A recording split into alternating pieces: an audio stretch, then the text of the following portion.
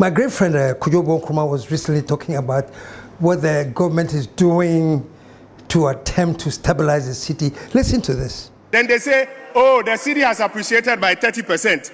Inflation is down. Monetary policy rate is down. And so by Papa. Mr. Speaker, let me take my time to draw the attention once again to a few more things. In the beginning, we told them that, colleagues, this currency that has appreciated by 30% is a matter of fact, but it is because you are pumping dollars into the economy. Mr. Speaker, from January till now, the Bank of Ghana has pumped not less than 8 billion cedis to shore up $8 billion, I beg your pardon, to shore up the currency. The whole argument is that per their calculation, the government has pumped in $8 billion, and that's why the city is appreciating. For this, forgive me, I'm an economist, but I say, and so what? Look, there is no government in this world that doesn't monitor their currency and how to build and make sure that their currency is appreciating. Every government has a responsibility to boost their currency. So what if they have to pump in money? Look, I'm saying this. If the argument has been this, for example, the argument was that, look at what is happening. The government has pumped in $8 billion, and because of that, inflation has skyrocketed.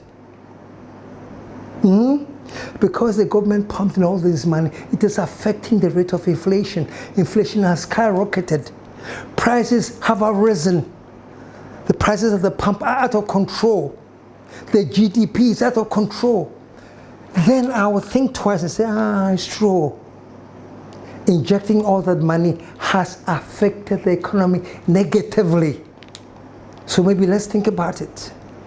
Because we are pumping the money to help appreciate the city, but it is causing all these negative effects, like skyrocketing inflation, like interest rates going out of whack. Then yes, the pumping of the dollars is disturbing the economy.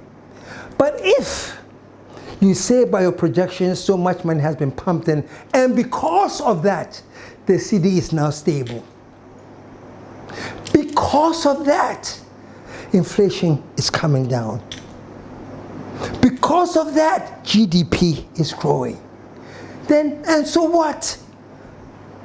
Is it a crime to make sure you engineer the economy in such a way that there's growth in GDP, there's inflation coming down, there's appreciation of your currency?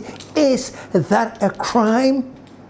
Maybe I'm not an economist, and I'll probably say that as a non-economist, I think I would have been so impressed if you tell me that because they have done this, this is what we are suffering.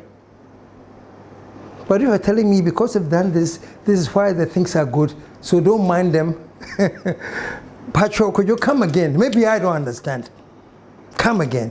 It doesn't make sense. So this is what I say, that rather than coming together as a nation to foster unity and growing the country, we are thinking about where and what angle we can attack and show that things are going wrong. I know there was one speech that he said that even under the MPP, the former governor, Addison, put in some 10 billion to stabilize the city. And the city stabilized more, but they decided it was not sustainable, so they stopped it. November last year, and Governor Addison, Tama, or started year BBA, Emma rate, no, so at TFE 16, Abba Abedu Beye 14, or can't say, Adena Oyeno, you bet me a yama could do Beye 10. Name mum, nin to a sworn a Beye ding. Den adena na ye be September October last year you started pumping need their baby a pump it so what dollar wo kire wa be den wo be pump it ye pump kakra me so T50 16 no be do be 14 the honor governor this in car say the sustainability ni problem no fine, that was your decision. If the current BOG governor has decided, I'm going to do it and I'll make sure I sustain it.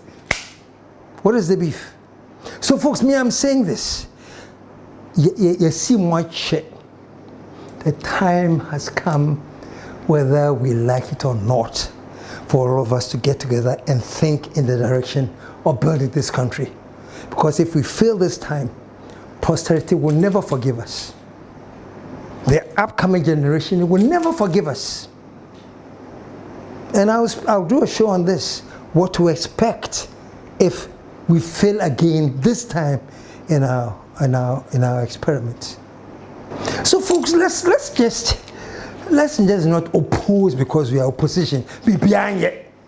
Yes, sir. We are growing. When we were children, we thought like children, but we are growing. Let's start thinking as adults who intentionally want to make this country work.